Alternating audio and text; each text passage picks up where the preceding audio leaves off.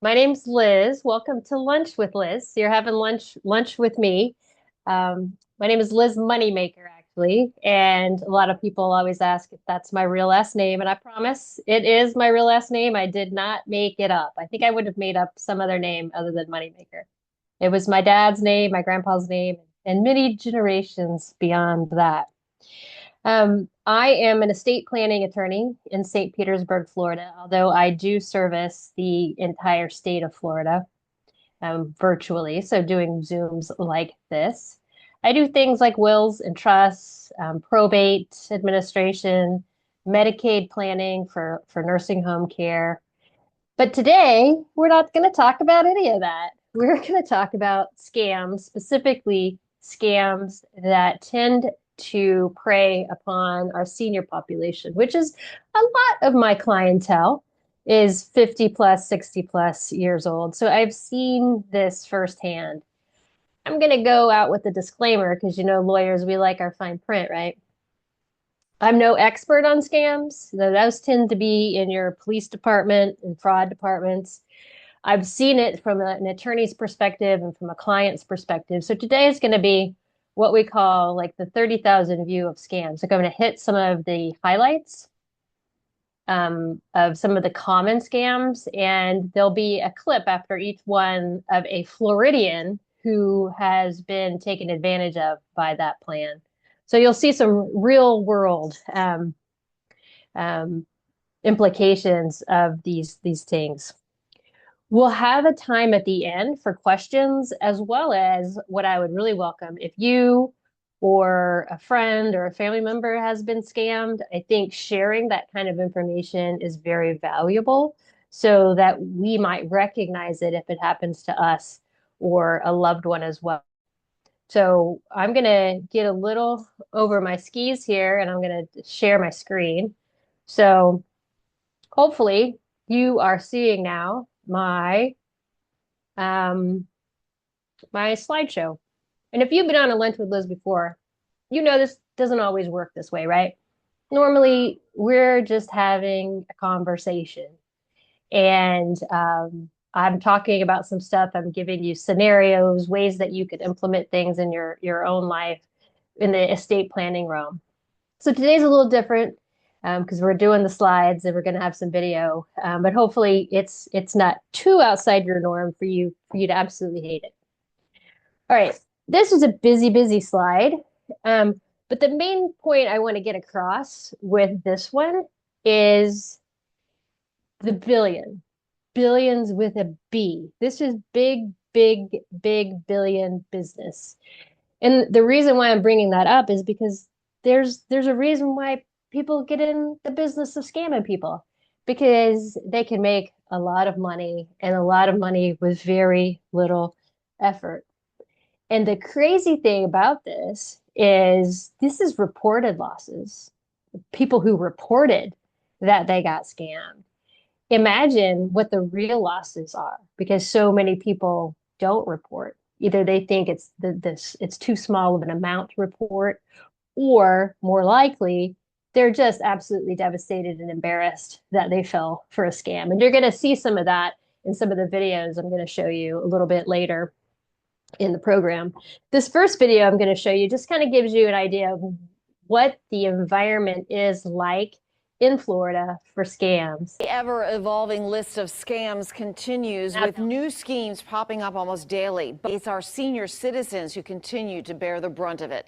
The latest data from the FBI shows those 60 and older lost shockingly more than $3 billion to these scammers just last year alone.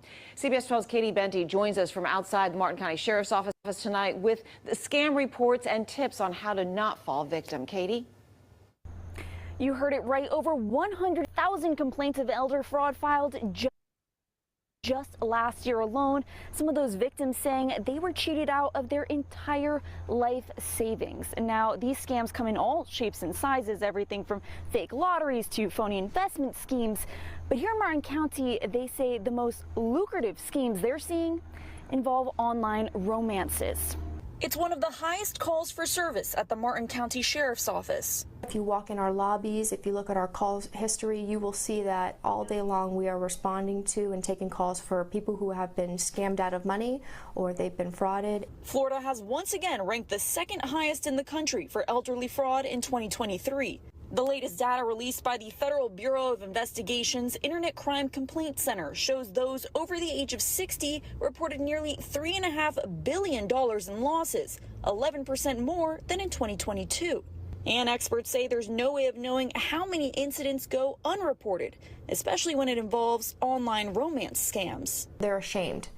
They think that someone's going to tell them, oh, how could you fall for that? And that's where we see a lot of money lost, because that is lost over time.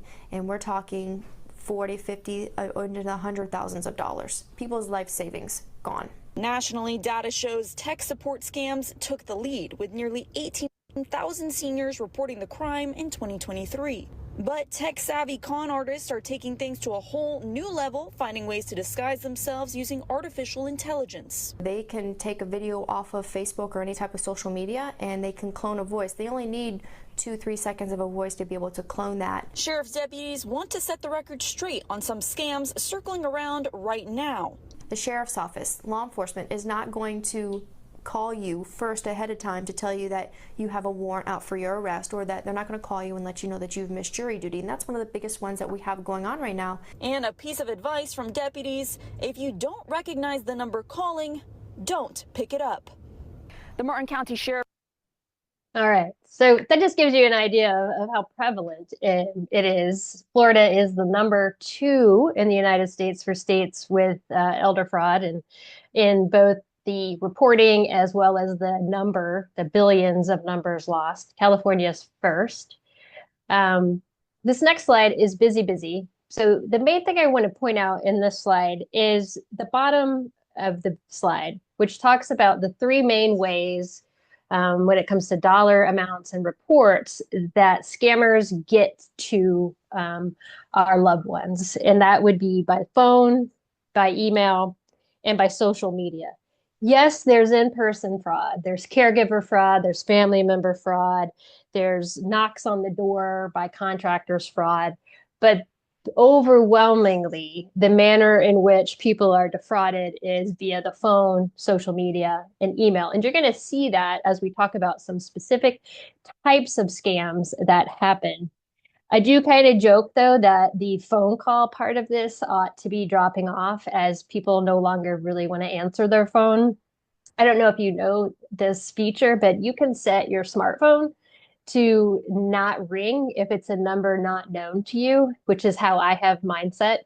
If I don't know who's calling, I don't want them interrupting my day. They can go right to voicemail. So that is an option that you could use for your family member, for your parents, if they seem to always want to answer the phone.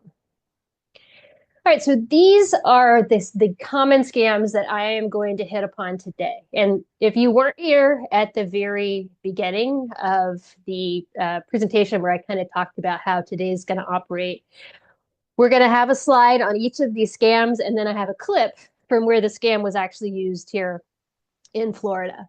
The clips are no more than 2 minutes long, so they're not long. They're not going to bore you to death, but it gives you an idea how real people were taken advantage of by these types of scams.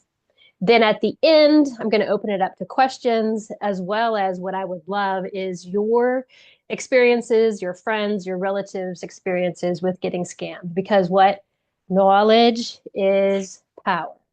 So the first thing we're going to talk about, well, before we get into grandparent scams, just real quick, like, why do you think that elders are a target? I mean, there's a myriad of reasons, but one is because some have money, right? They have access to Social Security, to pensions, to home equity. They can be, we know this is a prevalent problem in the senior community, which is isolation and loneliness. And I didn't share this clip, but in my research in doing this lunch with Liz, I watched and read about a lot of people who said that they were they fell for it because they were lonely. So they just started talking to this person or persons. Sometimes it's due to mental decline, whether that's due to age-related issues, or due to medication, for example. And then another reason is just the unfamiliarity with technology and what's out there. I think we have a question in the chat real quick. Yeah, exactly. Cognitive decline, Tracy. Exactly. And I give you a personal example. Last summer I was with my family, so my brothers, my mom, their kids, and my brothers and I were just sitting on the porch talking, and my nephew, who's I think 14 at the time, comes in and says, "Hey, grandma's getting scammed." Now, my mom is a very smart lady, a banker. She knows things, right? She's a common sense type of person. But what this person had done was tell her that her PayPal had been hacked and they needed to have her account numbers, her bank account numbers, in order to be able to fix the hack. So they came at her with her unfamiliarity with the PayPal app, and then the willingness to help her fix the problem. Now, good thing it was all resolved. There was no money lost or anything like that in this case, due to my nephew's vigilance. But it could have been a bad situation. So that's again just one of the examples of how who our elderly population can fall victim to these types of scams when they are just so trusting of people who call them. So let's talk then about grandparent scam. So typically people get data. Sometimes you're cold called, obviously, but a lot of times these scammers will get data from social media. They'll purchase data from companies that mine the information, and then they'll specifically target someone. It could be that someone, their nephew is out of the country, or their grandson's in the hospital, or has been arrested, and they need to pay money to prevent some horrific thing. Sometimes they've cloned the voice of the family member. Sometimes it is a third party saying, "Hey, your grandson can't talk to you because he's been in a catastrophic accident," for example. But the keys to this is there's usually a requirement that cash be sent and that it be sent quickly and that no one else needs to know about it. Otherwise, some harm is going to come to the person's loved one. And the next slide is going to show you how this happened to a Cape Coral woman. I knew there was something strange, there's something wrong. I didn't know what it was. That Cape Coral grandmother is out $34,000 after falling for something known as the grandparents scam. That's when scammers call grandparents and tell them their grandchild has been arrested and they need money to make bail. Now, this latest victim is only speaking with NBC2's Gage Golding, sharing her story in hopes that no one else has to go through her pain. This whole story starts with a phone call. I said, "Grandma, this is Cesar. Something very bad has happened." The phone rang and I went to pick it up and I crashed. This grandma, who didn't want to be identified out of fear of retaliation, says the crash her grandson was in left a pregnant passenger hurt and her baby dead. The grandson needs her to talk to his friend's dad, who's an attorney. Yeah, of course I talked to him. This new voice told her that her grandson is in jail, facing big-time crimes. His one call was to her, hoping she'd bail him out. And I said, $26,000. I don't have that kind of money. But like any determined grandma, she went to the bank and got $18,000 cold hard cash. Her instructions, put it in a box and hand it to a courier that was on the way to her Cape Coral home.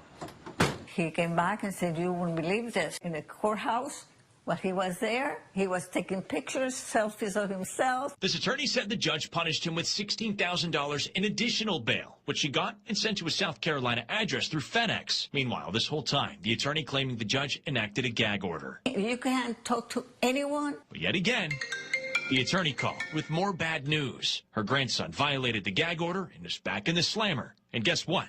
Needs more money. Oh, my Lord, how can this be? Out of cash, she goes to take a $12,000 advance on a credit card, but not before a bank teller stops her. And then she said, "You know, That's a scam. It's in that moment it clicked. Stupid person. In all, she's out $34,000. The reason she's telling her story is because she doesn't want you to fall for the same red flags, like her grandson mispronouncing his own name, asking for straight cash, and out-of-country phone numbers. If something feels off, if something doesn't feel right to you, just call the police. These cases barely get solved, but by chance this one does. If they catch you, I'll be there. Reporting local tonight in Cape Coral, Gage Golden. So that is just an example of a grandparent scam. So in this case, the boy, the grandson, was in jail. We don't know in this scenario how the people got the information about her grandson, his grandson's name, or anything like that. But I do know there's some protections that your loved ones, if that's the person you're on here concerned about, is be careful what you or they are sharing on social media. Watch the privacy settings of what's on social media. Don't accept friend requests from strangers on social media. I know one of the Facebook settings that you can do is where you can't be friend requested unless they're a friend of a friend. So this keeps a lot of the random people from requesting friendships on Facebook. I know my own mother, who's going to turn 80 this year, she gets random guys trying to Facebook friend her all the time. So when we changed that setting, that really reduced that amount of those types of interactions. All right. So next is the sweepstakes and prize scams. So typically how this one works is someone contacts you and says, it's your lucky, lucky, lucky day. You won $1 million and we're going to send you the money, but we need you to get gift cards to pay the vendor or send us cash, a cashier's check to pay the tax or the processing fees for the sweepstakes. Sometimes they're just asking for a couple $100. Sometimes it's thousands of dollars to process the sweepstakes. The main takeaway here is, if they're asking you to send money for you to get money, that's a huge red flag. Also, if you're winning something that you have no idea, you never even entered the contest or bought the ticket, big red flag there. And you'll see in this next video, this woman didn't quite pay attention to those red flags. An Ocala woman thought her life was changed forever when she got a phone call saying she had won the Publishers Clearinghouse sweepstakes. But that dream come true turned out to be a nightmare, costing her $1,500 in the end. She shared her story of the scheme with News 6 investigator Mike Holfeld. He was very convincing. As I said, he sent me pictures. There they are, visual proof that Dave Sayer, the face of the Publishers Clearinghouse Prize Patrol, was really calling to deliver a $4.8 million check to her door, along with a brand new Mercedes-Benz. Did he know you by name? No. Didn't know anything about me. Yet the man claiming to be Dave Sayer sent June Martin photos of 2 Mercedes-Benz sedans, white or blue, her choice. Even included his ID card. Only thing is, she needed to buy $1,500 worth of vanilla gift cards to pay the vendors? I've never seen people having to pay money, and I should have known that. A lot of things I should have known. I've watched you many times. Martin tells News 6 she'd played the Publishers Clearinghouse sweepstakes several times over the last 24 months, so when the call came in, it made sense. It was all a lie. Just to remind people that if you've won a prize, do not send any money. News 6 checked in with PCH Vice President Chris Irving in the company's New York office. Let's make it very clear. Dave Sayer or anybody from Publishers Clearinghouse is not calling any consumers to tell them that they've won a prize. Irving says Sayer and the Prize Patrol always show up unannounced. There are no vendor fees, no choice of a Mercedes, and no vanilla gift cards. Consumers should know, do not send any money. Hang up the phone if someone tells you you've won a prize and you have to send money. Rip up the letter, hang up the phone. It's not from the real Publishers Clearinghouse. Mrs. Martin did file a fraud alert with the Vanilla Card Company. She got $500 back, but $1,000 still unspoken for. We're working to change that. Mike Holfeld getting All right, so that was an example of a sweepstakes scam, and you could hear her. She knew that she shouldn't have done it, but she did it anyway because the lure of that $4.8 million in that brand new Mercedes was just a little bit too much. But the takeaway here is you don't give money to get money. So educate your loved ones that if that is what is required to get the prize, it's no prize.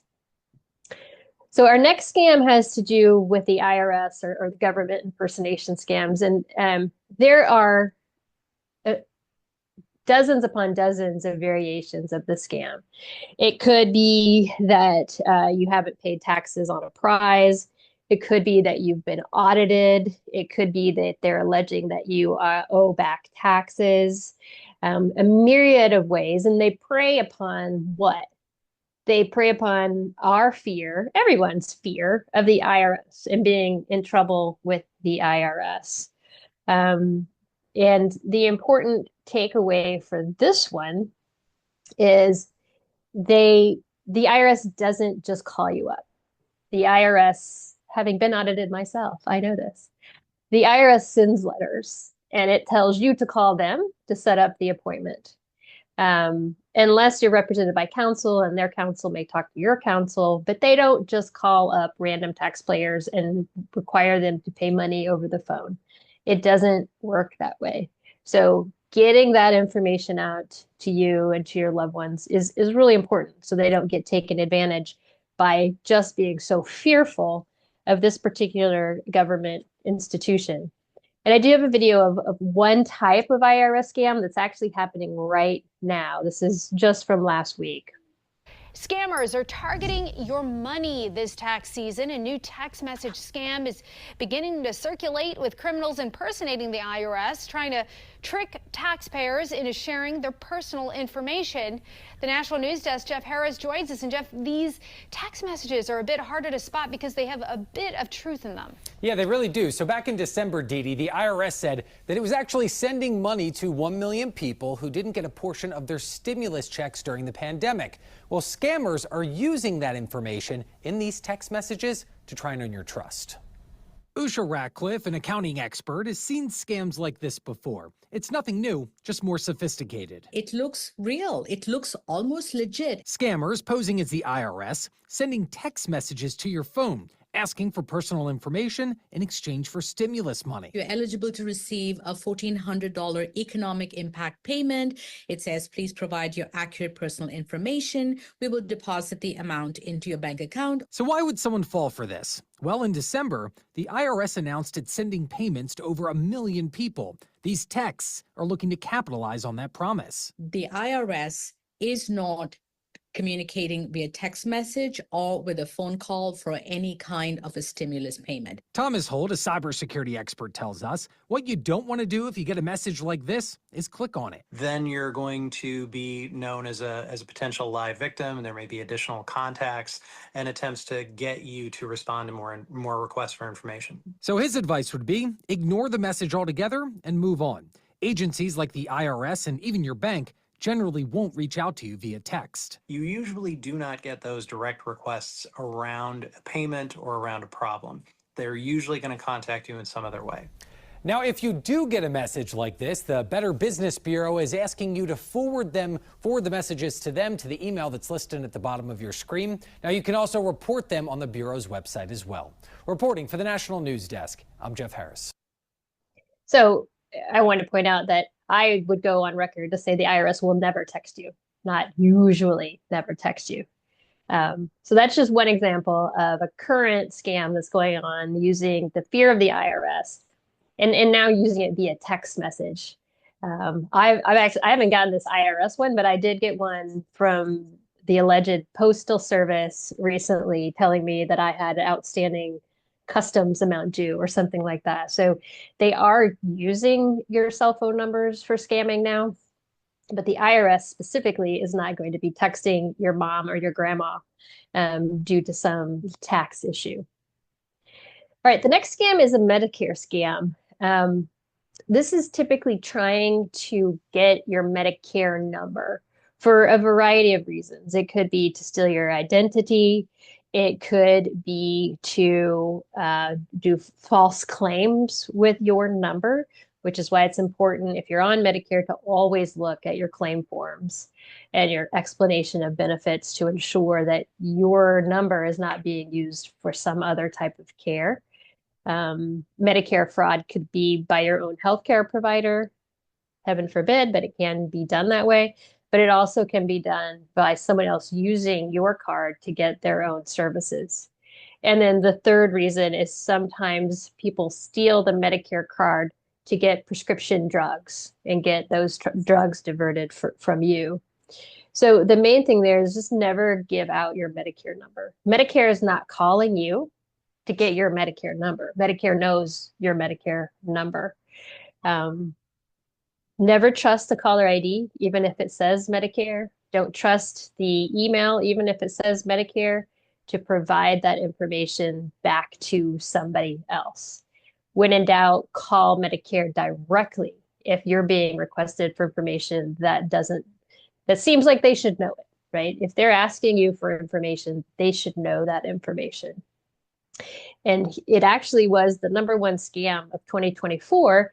And that is the video I have up for you next. The #1 scam on our list is the one we get the most calls and comments and emails about. But I'm happy to tell you that the majority of people we hear from do not fall for the Medicare fraud scam, our #1 scam for 2024. Recently, a viewer named Donna reached out to me. She got a phone call claiming to be from Medicare, and this is what she was told. They're sending kits to people to swab their cheek, and they can tell if they have any cancer. She was very convincing, but she wanted my Medicare number. The good news here is that Donna gave them no information. Here's the simplest way to remember these calls are a scam, and share this with your friends and family. Medicare does not call you uninvited and asks you for personal or private information. You'll usually get a written statement in the mail before you get a phone call from a government agency like this. And any calls requesting health insurance information should not be trusted. With your Medicare number, scammers can make fraudulent charges, which cost taxpayers anywhere from $60 to $100 billion a year. My #1 scam for 2024 is the Medicare scam. Protect your number and prevent fraud. I'm Brian Roach, on your side. All right. So that was the Medicare scam. Now we're going to move to the romance, the sweetheart scam. And I don't know if you remember the very first video I showed you guys today with just the overview of how scams are so prevalent in Florida. The woman from the sheriff's office in Martin County said that the romance scams were the thing that they see almost every day. Is someone being bilked out of money for this type of thing. So the scary thing to me about the romance scams is it's the long game.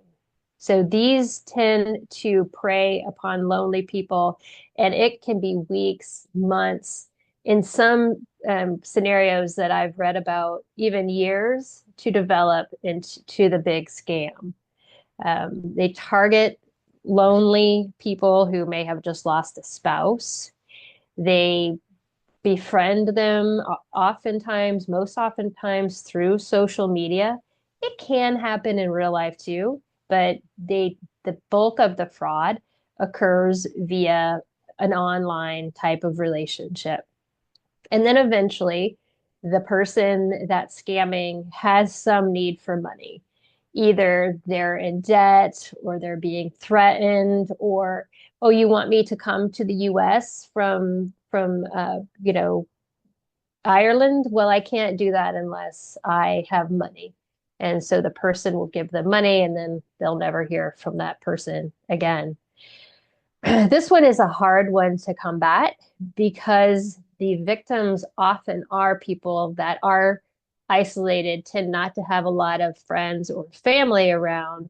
So this stranger from another country oftentimes can really get themselves enveloped into this person's life and become a person of trust for the senior who's now being victimized. And the next video will tell you about a man just down the road in Bradenton who had this exact thing happen to him. Tampa Bay's #1 news station, This is the Fox 13 6 o'clock news. Good evening and welcome tonight. I'm Mark Wilson. And I'm Natalie Corey. Thanks for being with us. Well, first up tonight at 6, an online romance gone wrong. What a 77-year-old Bradenton man thought was true love ended in heartache and $100,000 drained from his bank account. As Fox 13's Kimberly Quizon tells us, he is not alone. 77 and a widower, a Bradenton man began looking for love online. He was lonely and he reached out and started communicating with people on Facebook. And he met this one young lady that he thought her name was Julia. For 8 months, he and Julia, who he believed was from the United Kingdom, would chat over Facebook Messenger. They started communicating every day. A relationship ensued. He fell in love. He invited her to come to America. That's where things took a turn. Julia told the man she owed money to another man in Minnesota. Slowly but surely giving her chunks of change because, like he said, he was giving money to the woman he loved. The Bradenton Police Department says the man gave more than $100,000 to who he thought was Julia.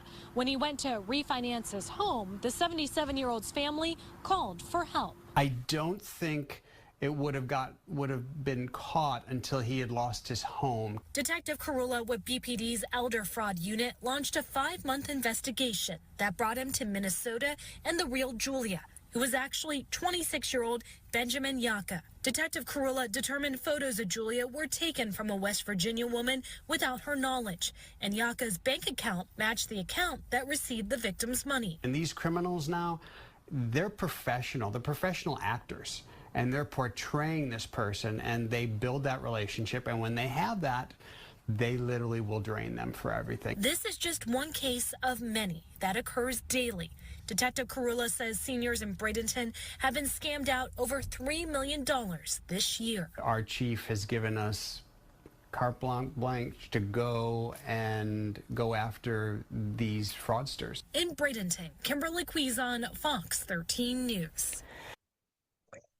So that's really scary, right? I mean, a guy almost lost his house, $100,000 over the course of a year for this woman that he never met.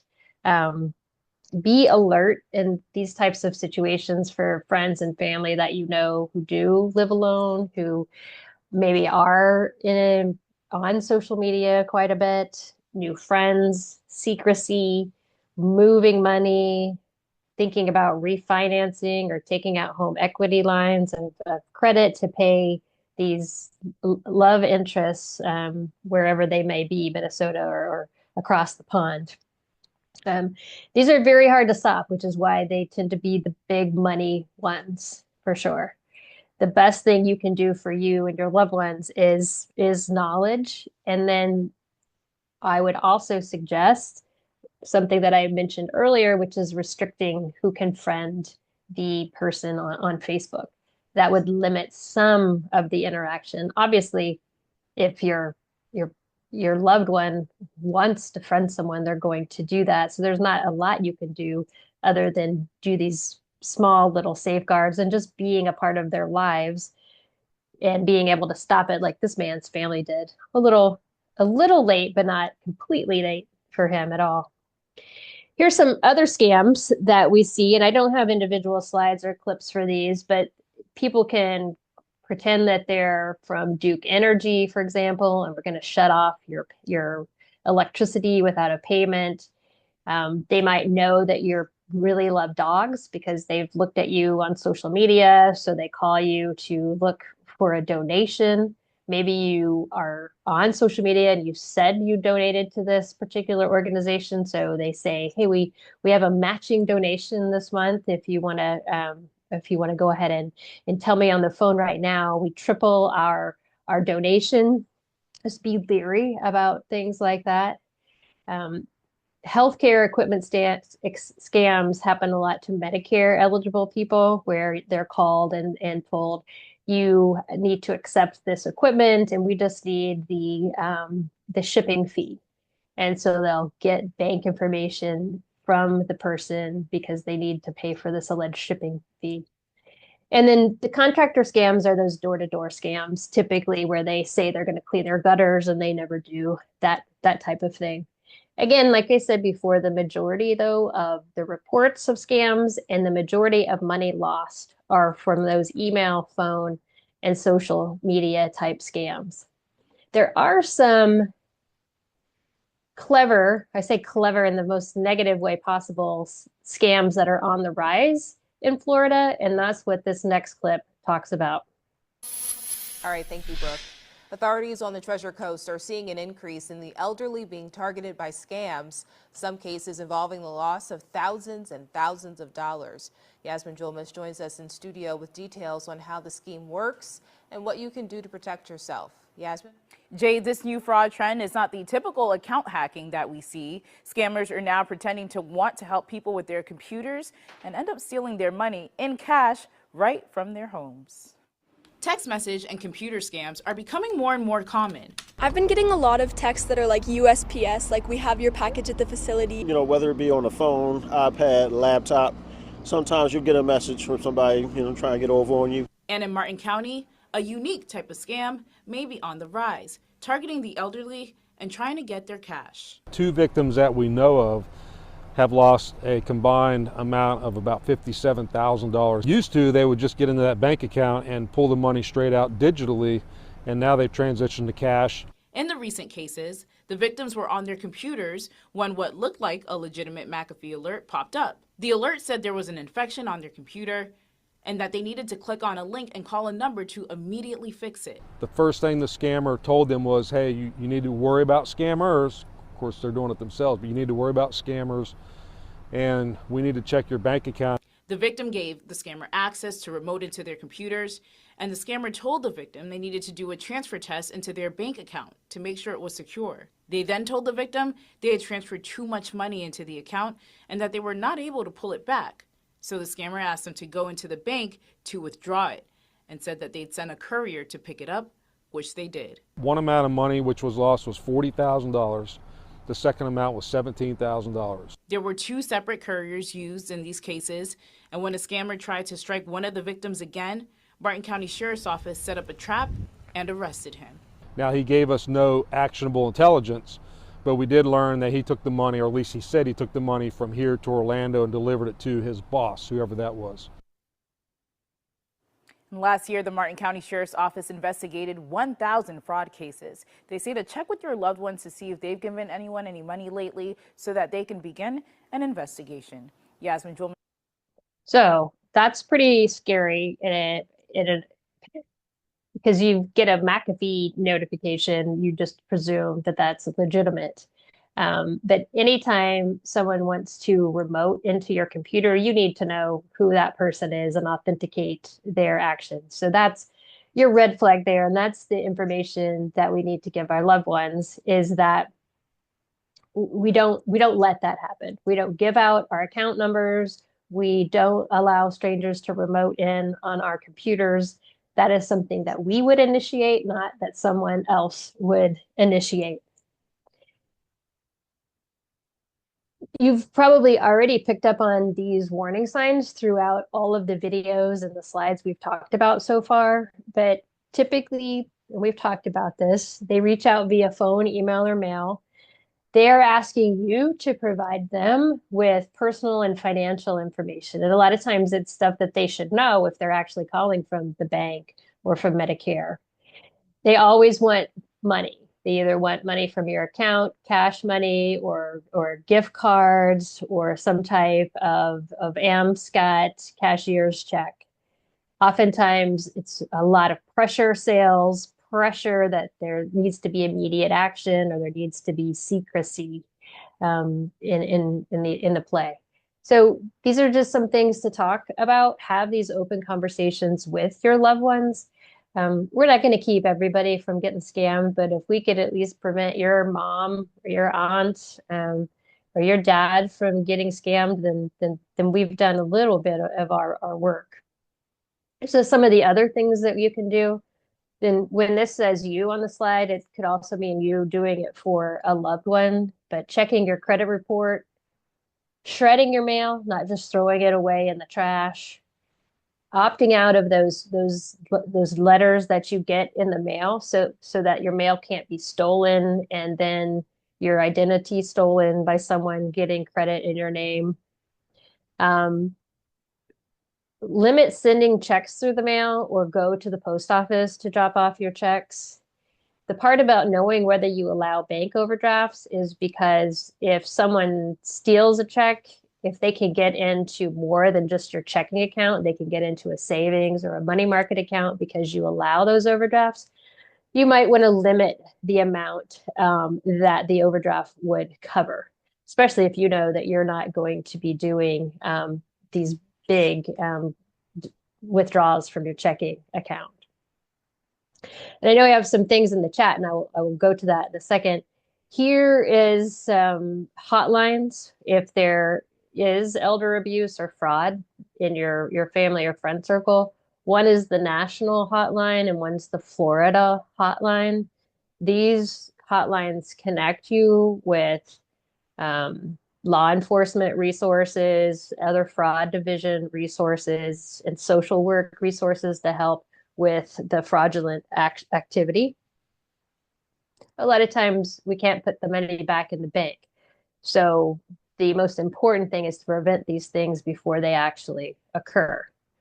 I'm going to stop screen sharing now because what I would love to do is get your questions, but also get your commentary. If you have been either the victim of this or your family member has been a victim of fraud. And these are some great suggestions by Deanna. You can freeze your credit too.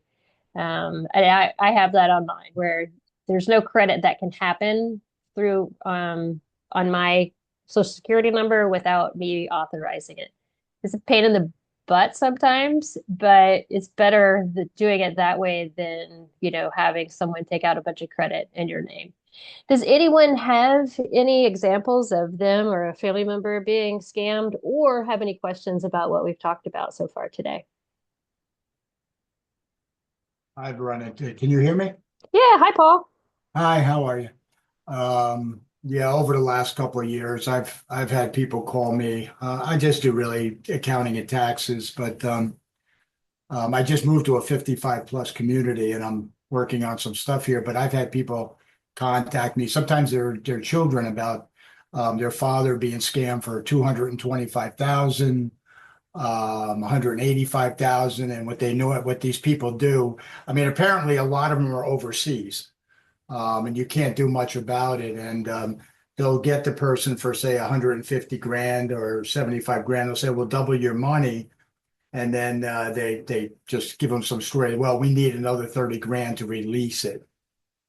Yeah, but I'm seeing it, and 20 grand, 30 grand, but it's definitely become a big problem with the seniors, especially. Yeah. Have you noticed a common denominator in who is getting scammed? Does it tend to be more single seniors, or do you see Yeah. it just run? Yeah. Yeah, it is. And the children, and actually they keep it like the parents keep it. The father that I'm talking about from New Jersey kept it under wrap because I think he was ashamed and embarrassed to ask his son for the extra 30 grand to get his money back. And his son gave him the money, and that's when he contacted me. And I've had a couple clients hire different somebody, a friend of mine got scammed for about 25,000 and he had an attorney, he did, and the attorney tried to help him, but I don't know. I don't think they had much luck. I don't know because I guess they're based in Singapore, Hong Kong. Am I right? I guess. I don't know. A lot of them are definitely overseas, Yeah. and also you can't get blood from a turnip if they've already spent the money. There's really Right. not a lot that we can go and do for Yeah. sure.